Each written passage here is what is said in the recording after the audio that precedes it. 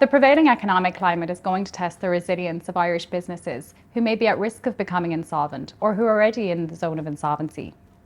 Directors of insolvent companies can potentially face applications to restrict or disqualify them, and even, in some cases, for personal liability for their company's debts to be imposed upon them. So what can the directors of such companies do to protect themselves? A key defence in any such proceedings is that the director has acted honestly and responsibly. So how can a director show this? One way is through the minutes of the meetings of the company's board of directors. These can be an essential tool in demonstrating that a director has acted honestly and responsibly, and for mitigating the risk of such proceedings being issued in the first place.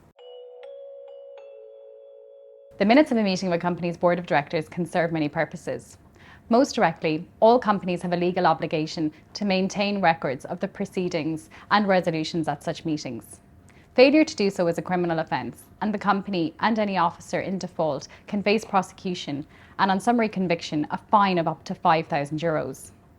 Besides this, well-drafted board minutes can serve an important corporate governance function. This is because minutes which provide a clear record of the issues discussed and the decisions taken can provide a valuable evidential tool for directors who are seeking to show that they have acted honestly and responsibly in the discharge of their various statutory duties.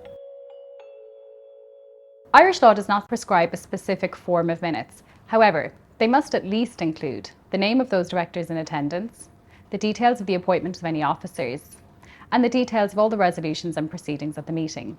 The minutes should be approved by the board and signed by the chairperson of that meeting or the chairperson of the following meeting. The minutes should then be entered into the minute book, which should be maintained typically by the company secretary and kept at the registered office of the company. A common rule of thumb is that minutes should record decisions, not discussions.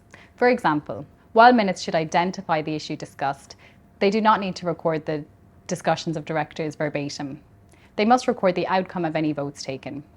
However, anodyne minutes prepared on this basis are unlikely to assist a director who is facing proceedings arising from the insolvency of a company.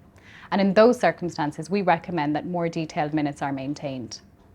Notwithstanding the general collective responsibility of the board, if a director has concerns about a specific course of action, these should be recorded in the minutes. If the person responsible for taking the minutes or the board in approving the minutes refuses to do so, the director concerned should consider writing formally to the company secretary to have these concerns noted. Directors of companies which are verging on insolvency, even if not actually insolvent, should consider taking more detailed board minutes about the company's financial position and its prospects. Detailed board minutes can be a valuable tool in demonstrating that the directors have discharged their various statutory duties.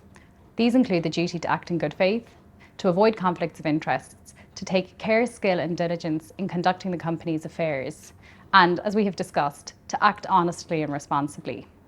There is also now an express statutory obligation on directors to have regard to the interest of creditors, where the director believes or has reasonable cause to believe that a company is or is likely to be unable to pay its debts as they fall due, or becomes aware of its insolvency. The minutes should also record the details of any professional advice which has been sought and the steps taken as a result of such advice.